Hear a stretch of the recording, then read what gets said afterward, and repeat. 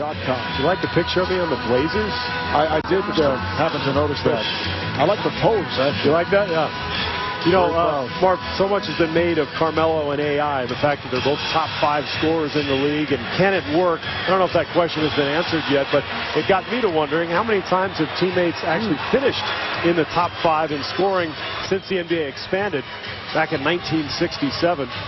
And the answer is 3 times. There's some great names on that list. Lou Hudson and Pete Maravich, Alex English and Vandeweghe right here in Denver, and then Kobe and Shaq with 2 times accomplished that feat. Sweet Lou and Pistol Pete. Great names.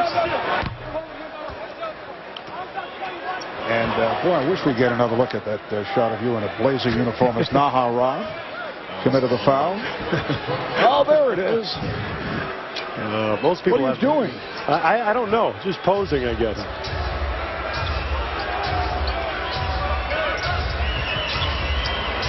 Coming up on 8.5 remaining in the 4th. Kobe Bryant is back on the floor. Turiaf is fouled. Nahara looked to knock it out of his hand.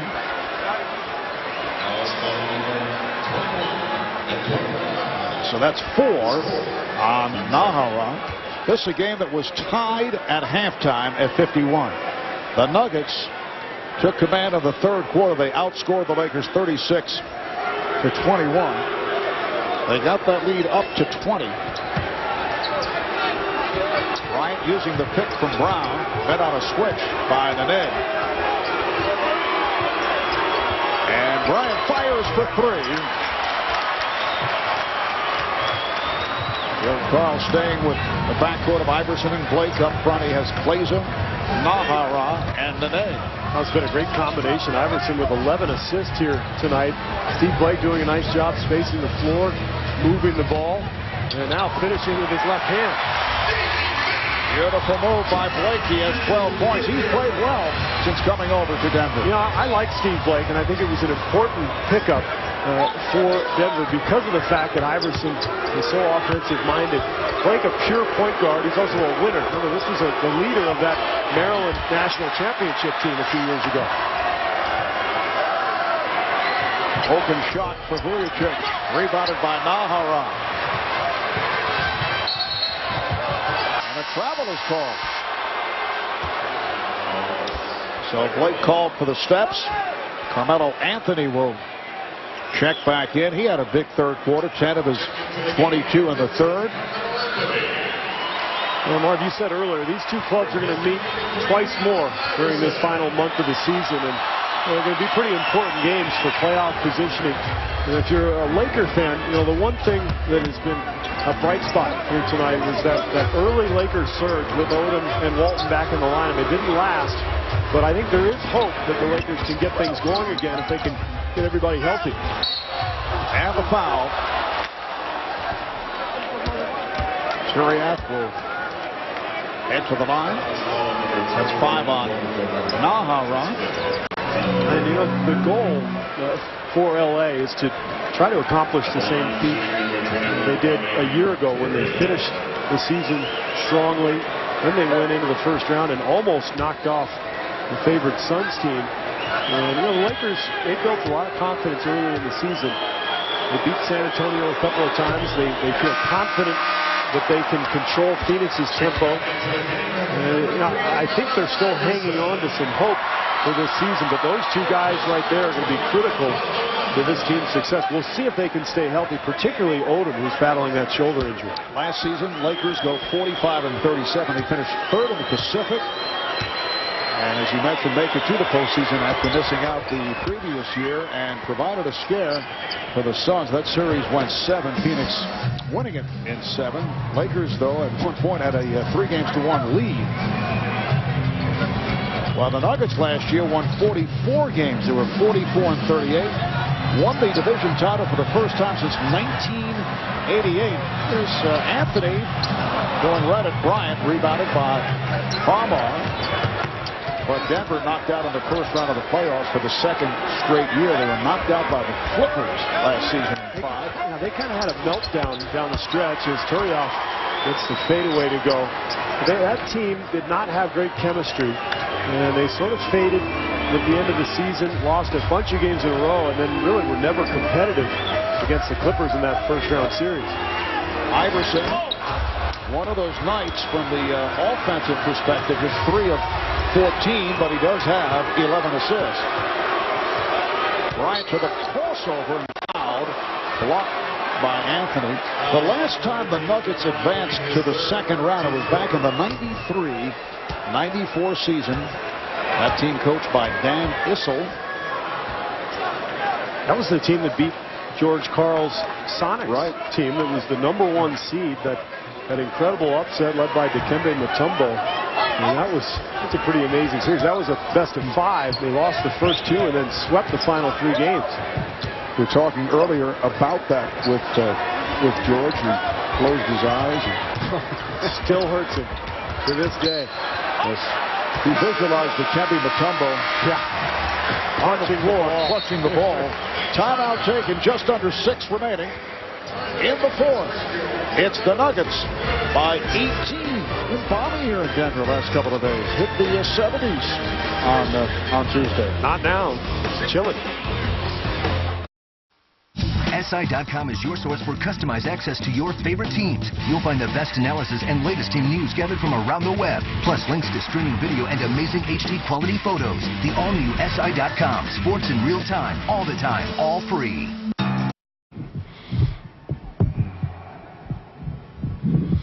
No question, no comments. Just 24 great minutes and then 24 minutes of frustration. At the scene this past Tuesday night, the always colorful George Karl reacting to the Nuggets' poor play in the second half. They did win the game. They came after a win. They beat Portland. But he was very unhappy about, in particular, the third quarter. And in contrast tonight, the Nuggets did a terrific job in the third and took the game away from the Lakers. Foul is on Bryant. That is number 4.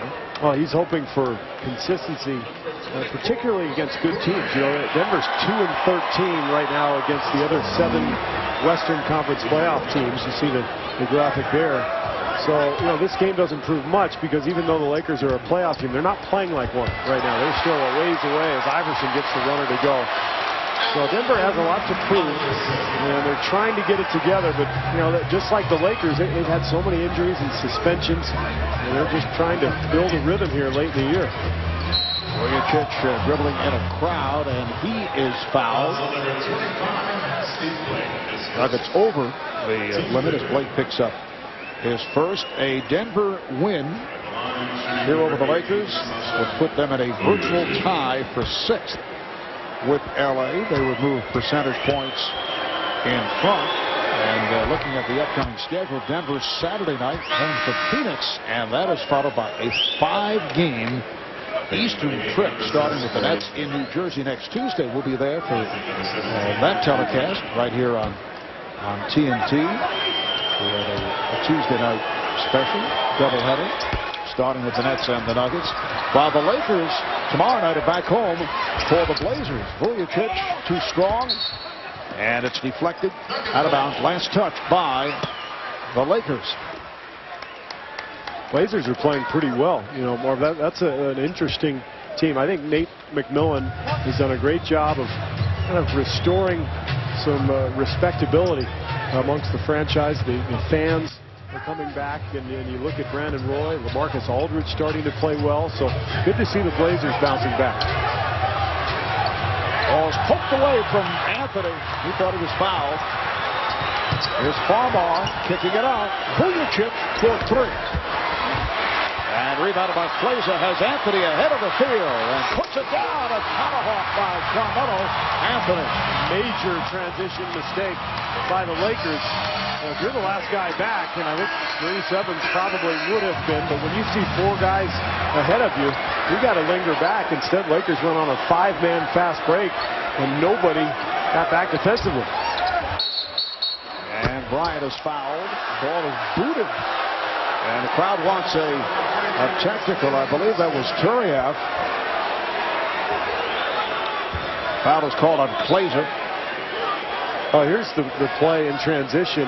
Vujacic shoots from the corner, and there's just nobody there. And Kobe will go to the line. This is pretty incredible. I didn't think I'd ever see a Phil Jackson team lose 7 in a row. This is going to be the worst stretch of his career. But, you know, they do have some excuses with the injuries. But, you know what? It happens to everybody. Part of the NBA. Well, Kobe hits 1 of 2. It's now a 20-point Denver lead. Let's check in with Craig Sager. Craig? Well, following up what Steve said, yes, it has been a very frustrating week for Phil Jackson. Sunday, the biggest loss in the history of the Lakers in L.A., 108-72. He told his team afterwards, we have to flush this down the toilet. No excuses. I know we're not healthy, but we have to come to play. Nobody's feeling sorry for us. Then on Monday, the Lakers had a practice. Phil had to go to the dentist after practice. That was painful as well. Then on Tuesday, he made the comments about the witch hunt by the league against Kobe Bryant. Yesterday, they practiced, flew here. Today, he was fined $50,000. He also got a $50,000 fine for his organization. And now we're less than 4 minutes away from perhaps his 7th consecutive loss, the longest in his career. No, not a pleasant week for Phil Jackson. Other than that, though, it was great. The dentist is what I would be concerned about. That's the killer. And Ken Maurer, the lead official, taking care of the basketball that landed in the crowd. Phil might need a psychologist after this, although he kind of is one himself. He's going to have to play some mind games on himself instead of his players. Although this is new territory. Yeah. It is Nene and a foul. Just under 4 minutes to play in this fourth quarter. Nene will enter the line. Vujacic called on the foul. Nene has made it back after missing all but 3 minutes of last season after blowing out his knee, opening out. We were there to do that game. Suffered a torn anterior cruciate ligament. But the Nuggets did sign him to a huge contract. He's back, and he is back in the starting lineup. Well, those 3 minutes, he was terrific, and that's why they gave him that $60 million, I guess. That was a pretty controversial contract extension, though, and a lot of people wondered what Denver was doing. And, you think ahead to next year, Denver gets Kenyon Martin back. They added Iverson. They've got Carmelo making the maximum. This is a team that's got a huge salary. And, we'll see if it works out. If not, if this team doesn't perform better, it's a disaster. Iverson with the setup for Anthony. Assist number 13 for Iverson. That equals a season high in assists. So the alley-oop from Iverson to Anthony, this combination has worked pretty well. 26 points for Carmelo Anthony as the Nuggets continue to roll. When you search for a car at Autotrader.com, we send more cars your way than anyone. The NBA on TNT continues. Coming up next, it is Inside the NBA, featuring a TNT fundamental with Sam Cassell. And then next week, in that special Tuesday night doubleheader, it's the Nuggets and the Nets, followed by the Pacers and the Rockets. And what is going on with the Indiana Pacers? Boy, just in utter free fall. Indiana with 11 straight wins, and with the Nets losing to Miami earlier tonight, there is now a four-way virtual tie for playoff positions 7 and 8 in the Eastern Conference. Denver has outscored the Lakers 56-31 thus far in the second half. That foul called on Blake. And now George Karl pulling his starters. Carmelo Anderson, Allen Iverson hearing it from this crowd. Anthony with 26. Along with 8 rebounds, 5 assists, despite playing through the flu. And Allen Iverson did not shoot well, but excellent floor game. 14 points in all. 13 assists to equal his season high. His career high is 16. That was a nice gesture by George Karl. He could have taken them out at the timeout, but by putting them out on the floor and then having the Nuggets foul, it gave the fans a chance to give those two an ovation. Reggie Evans has come on for the first time, as has DeMar Johnson. Here's Johnson firing, and rebounded by Turiaf. DeMar Johnson in his 7th season out of Cincinnati. Reggie Evans, one-time Seattle Sonic, acquired midseason of last year. And the foul is called. It was on the Nuggets. It's on Reggie Evans. Just under 3 to go in this 4th quarter. And we have now hit extensive garbage time. Actually, we hit it a while back. Yeah, it's come to think of it. It's been ongoing. Yeah. In the second half, this a game that was tied at halftime. Well played first half. And now the Lakers are on their way to their 5th consecutive road loss. And overall, their 7th straight loss for the first time in the 16-year head coaching career of Phil Jackson. He will have coached a team that has lost 7 straight games. It's also 13 out of 16 for the Lakers, and I think it just shows how fragile success in this league is. Nice ball fake, but Glazer put it hard off the glass, and it's last touch by the Nuggets. This league is just so competitive, though, that just the slightest thing, whether it's an injury, a few losses, loss in confidence, whatever it is, I mean, things can spiral out of control in a hurry, and that's why so many coaches really don't want to take their starters out until the game is not only in hand, but well in hand. Everybody's seen that collapse that leads to a losing streak, and then the bottom can fall out. Just ask Indiana. Bynum gets the roll, 107-86. Lakers played well in the first half, led by as many as 11. Denver's settling down in that 3rd quarter. Diawara, who just checked in, gives to Blake, who hits from downtown. 15 points for Blake. Denver will go to 32-31. Lakers will drop to 33-32 with the loss here tonight. And the Lakers in a stretch playing 3 of 4 at home after 5 of 6 on the road as they head back home to face the Blazers tomorrow night. While Portland Saturday night is here for the Phoenix Suns, and that will be followed up by a 5-game road trip, 5-game Eastern trip, beginning with the game that we'll be doing in New Jersey Tuesday night against the Nets. Well, and it would appear the Lakers are still in pretty good shape to make the playoffs. It's a turnover there by Reggie Evans. They've got 31 losses. This will be 32 tonight. Minnesota's got 35. Golden State 36. So they're still a handful of games ahead of those teams. But if they don't get this thing turned around in a hurry, they could be looking at the lottery. Standing ovation for Linus Glazer, who has enjoyed a career night, 29 points. Hit 24 the other day against Sacramento, and that was a career high. Final minute. A 110-86 Denver lead. Here's Johnson for 3. So DeMar Johnson just off the bench, able to get into the scoring column. To say thanks to our producer, Stuart Bertino. That pass neatly thrown, hit teammate Andrew Bynum in the head. Pretty much sums it up. Our director, Renardo Lowe, associate director, Tom Heitz, production assistants, Darryl Bernardo and Tim McDermott, and our statistician, Mr. Stats, Elliot Cow. Marcus Camby with 11 points, 14 rebounds. Sharing mirth with Linus Glazer. Well, it's easy to do after a game like this. Kobe Bryant got off to the good start, but did not shoot well in the second half. Finishes with 25. Sharing mirth, by the way? Yes, it was. I could sense it. Let's share some mirth now after the game. Nuggets with a 113-86 victory.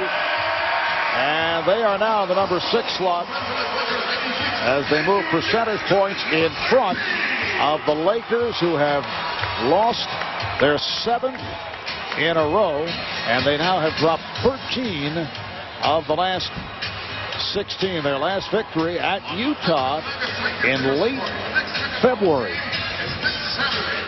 Let's go to Craig with Carmelo Anthony. Carmelo, a game that was tied at 51-all turns into a 27-point blowout.